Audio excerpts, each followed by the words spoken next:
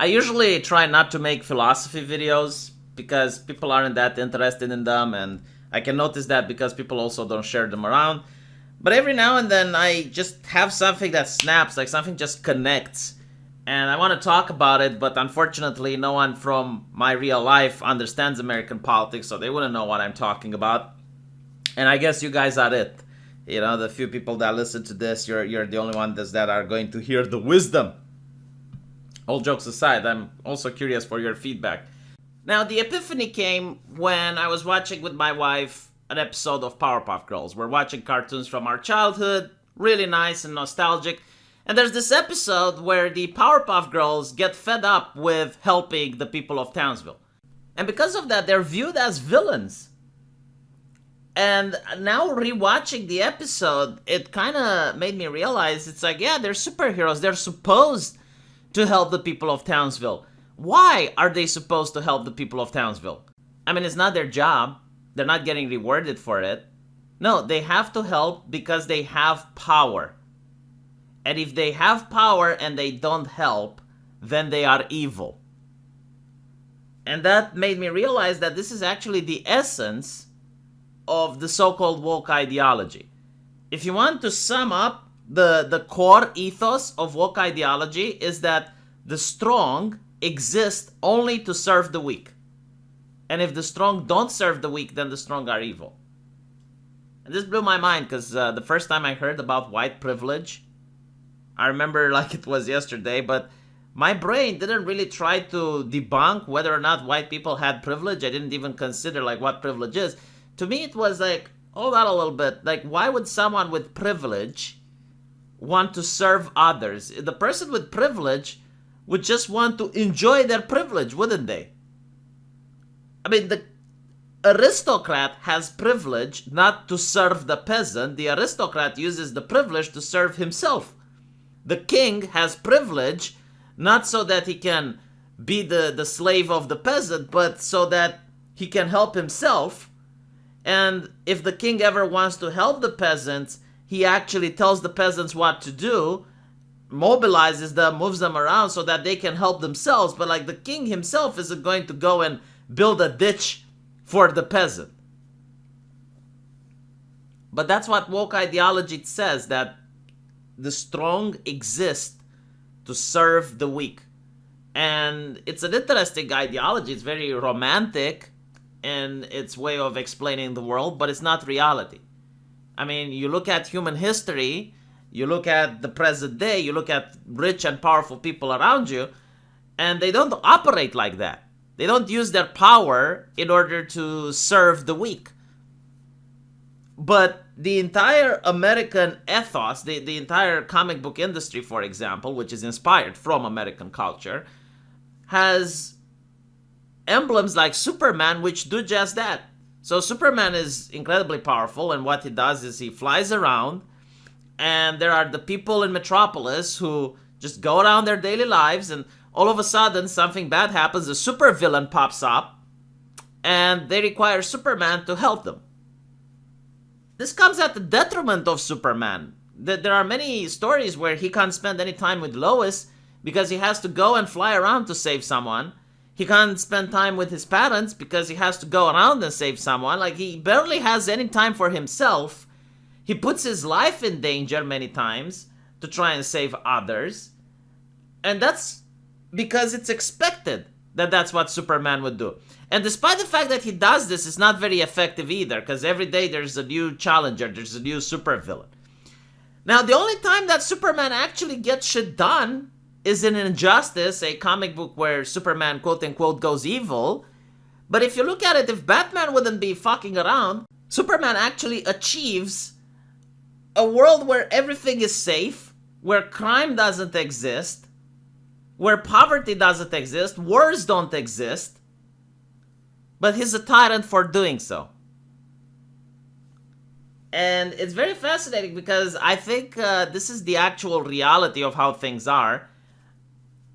If you look at the human element, and as I mentioned before, you look at history, people like Superman would definitely either help themselves or try to become a benevolent leader. But the problem is, like, when you do have a benevolent leader, like someone who actually helps people, they hate him for it. And I think this is due to the fact that people don't want to be forcefully helped. The reality is that people who are weak, they need to suffer so that they themselves want the suffering to end. And they themselves, then and only then, do what's necessary in order to end the problems that they're in. For example, the time that I decided to lose weight wasn't when people were telling me that I need to lose weight. It was when I climbed the flight of stairs and I realized that I was out of breath by the time I was at the top.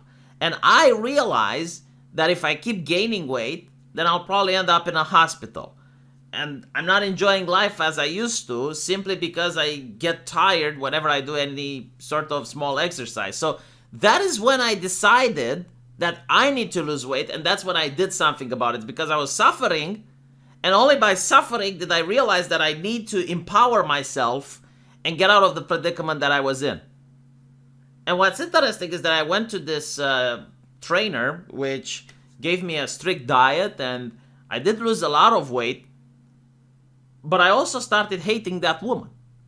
I mean, I was hating her with a passion. Despite the fact that she was doing what's good for me, like she was telling me how to go on a diet, but I had to eat 3 times a day. I had to involve more time in cooking. I was spending more money for the food. I was constantly hungry.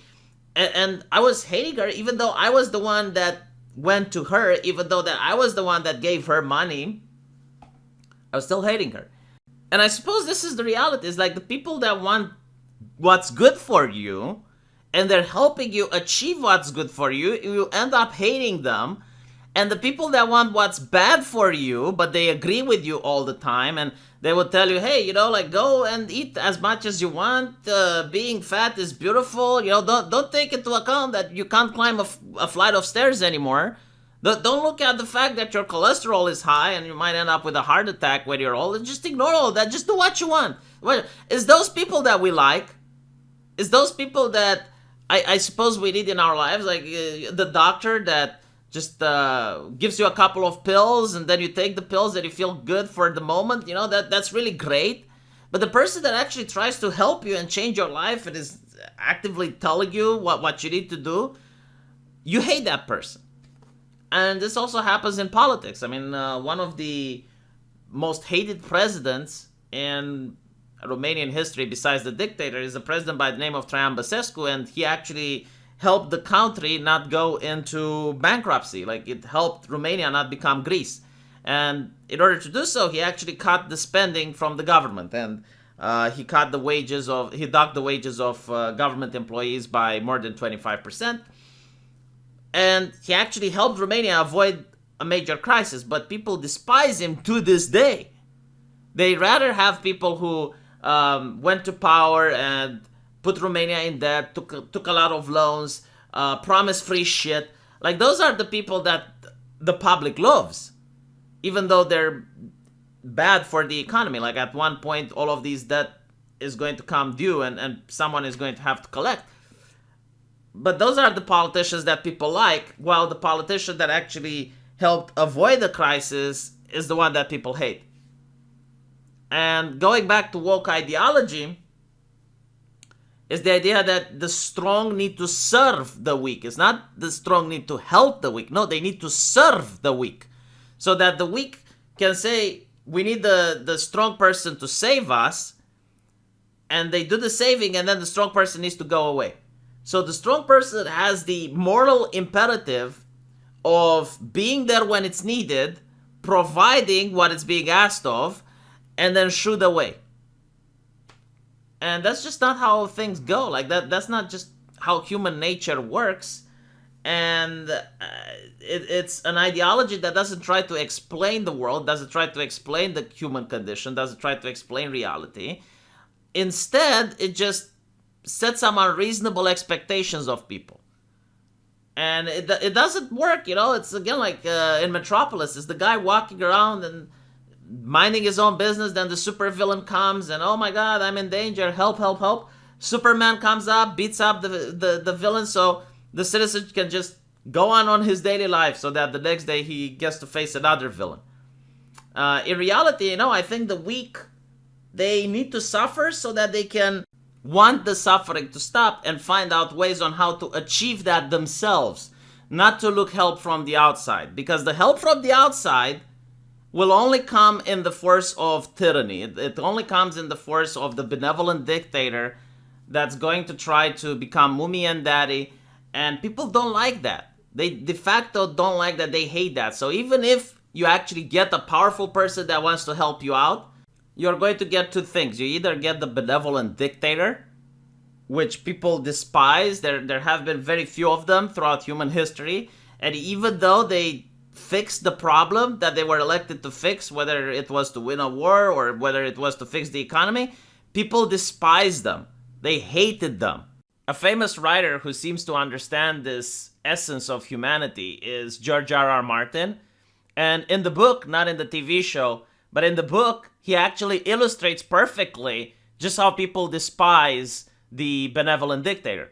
When Tyrion Lannister becomes the Hand of the King, he institutes several policies which are very good, but every time he does something in order to help people, like for example, taxing the ones that visit the brothel and using the money in order to pay for the Iron Bank, a loan that the previous administration took, and it was driving the nation into poverty. Well, people despise him. They absolutely hate him because he puts a tax on going to the brothel.